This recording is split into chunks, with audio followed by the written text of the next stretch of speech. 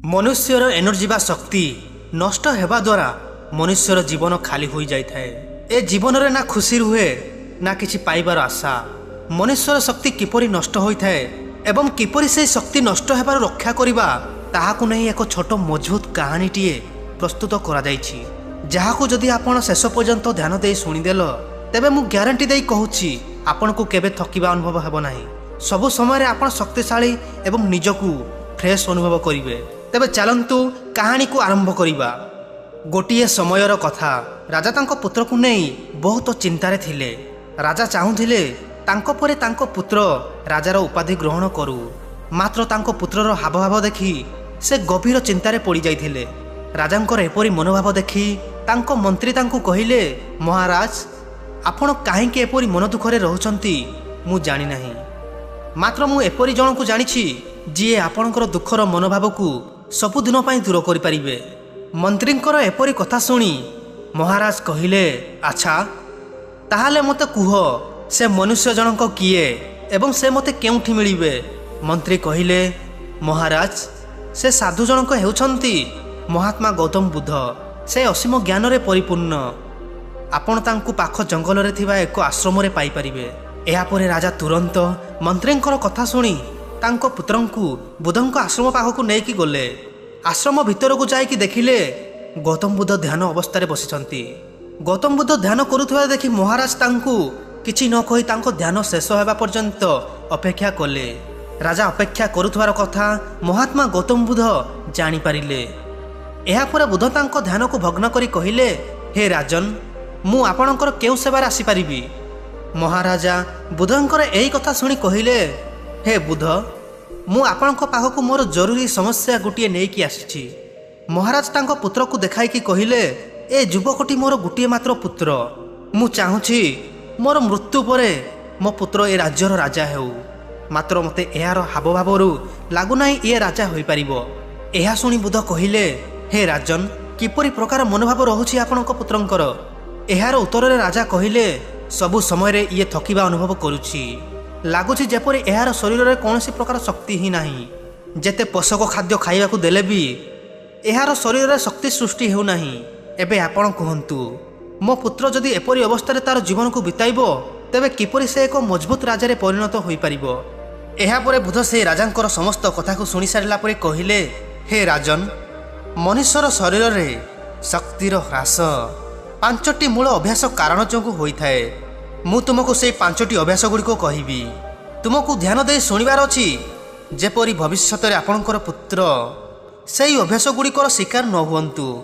एहा परे बुद्ध आग को कहिले, पंचम अभ्यास भितरु प्रथम अभ्यासटी हेउछि मन को वर्तमान रे न रखी भूतकाल एवं भविष्यत समय को भाबिबारे व्यस्त रखिबा। जेतेबेले मनुष्य तार अतीतर घटना गुड़ी को भाबिबारे समय बिताई थाए एवं भविष्यतर योजना रे हजि जाई थाए, तेबे सही समय रे तार मन और शरीर मध्य रे एक गभीर दूरता सृष्टि होई थाए। जेउ कारण पाई मनुष्य चिंतार शिकार होई थाए, जहा द्वारा से तार शरीर रे सृष्टि होतिया शक्ति को व्यवहार करिबारे हराई बसी थाए, जहा मनुष्य को सब समय रे थकिबा अनुभव कराई थाए। अधिकांश समय रे वर्तमान रो काम रे निजर ध्यान को बजाय रखिबे जेपरि। एहा परे द्वितीय अभ्यासटी हेउछि अधिकांश समय रे खाली पड़ी रहिबा एवं किछि न करिबा। मनुष्य को सतेज एवं शक्तिशाली रहिबाकु हेले ताको खाली समय रे बसी न रही किछि ना किछि काम करिबा उचित। शारीरिक कर्म करिबा द्वारा मनुष्यर शरीर रे थकिबा अभ्यास दूर होई थाए। हे राजन आपणको आपणको पुत्रंकु खाली न रखी शारीरिक परिश्रम किंबा खेल रे नियुक्ति करियाकु पड़िबो। एहा परे तृतीय अभ्यासटी हेउछि जहा आम शरीर ठारू शक्ति को नष्ट करि दै थाए, ताहा हेउछि जीवन रे एक मजबूत लक्ष्य न रखिबा। मनुष्य को लक्ष्य रखिबा ही अन्य ठारू भिन्न करि थाए।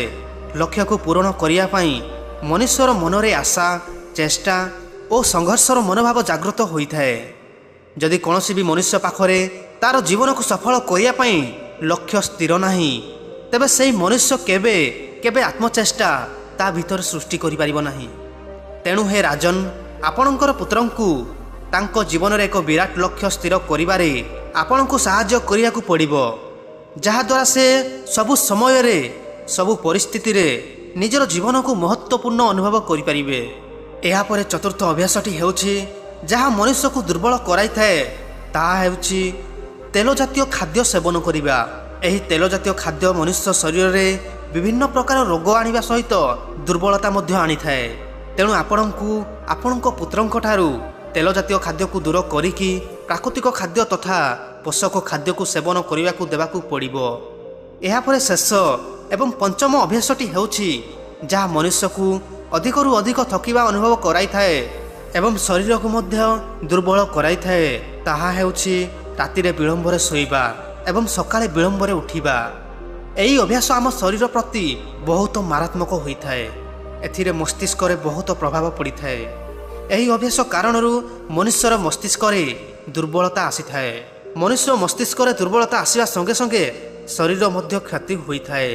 ତେଣୁ ଆପଣଙ୍କୁ ଏହା ଧ୍ୟାନ ରଖିବାକୁ ପଡ଼ିବ କି ଆପଣଙ୍କର ପୁତ୍ର ରାତ୍ରିରେ ବିଳମ୍ବରେ ନ ଶୋଇ ସକାଳେ ଶୀଘ୍ର ବିଶ୍ରାମ ଛାଡ଼ିବେ ଯେପରି। ଏହାପରେ ବୁଧ ଆଗକୁ କହିଲେ, ହେ ରାଜନ, ମୁଁ ଆପଣଙ୍କୁ କହିଥିବା ଏହି 5ଟି ଅଭ୍ୟାସକୁ ଆପଣ ବହୁତ ଭଲ ଭାବରେ ଧ୍ୟାନ ଦେବାକୁ ପଡ଼ିବ କି ଆପଣଙ୍କ ପୁତ୍ର ଯେପରି ପୁନର୍ବାର ନ କରନ୍ତୁ। ଏହାପରେ ରାଜା ଗୌତମ ବୁଦ୍ଧଙ୍କୁ ଅଶେଷ ଅଶେଷ ଧନ୍ୟବାଦ ଦେଇ ନିଜ ରାଜମହଲକୁ ପ୍ରସ୍ଥାନ କଲେ। ଭାଇମାନେ, ଏହି ଛୋଟ କାହାଣୀଟି ଯଦି ଆପଣଙ୍କ ମନକୁ ଟିକେ ବି ଛୁଇଁଛି ନା, ତେବେ ଚ୍ୟାନେଲକୁ ସବସ୍କ୍ରାଇବ୍ କରିକି ଯାଆନ୍ତୁ। ଆପଣ ସବସ୍କ୍ରାଇବ୍ କଲେ କ'ଣ ହେବ ନା, ମୁଁ ଆଣିବାକୁ ଯାଉଥିବା ଏହିପରି ମୋଟିଭେସନାଲ୍ ଭିଡ଼ିଓ ଆପଣ ପ୍ରଥମେ ଦେଖିପାରିବେ।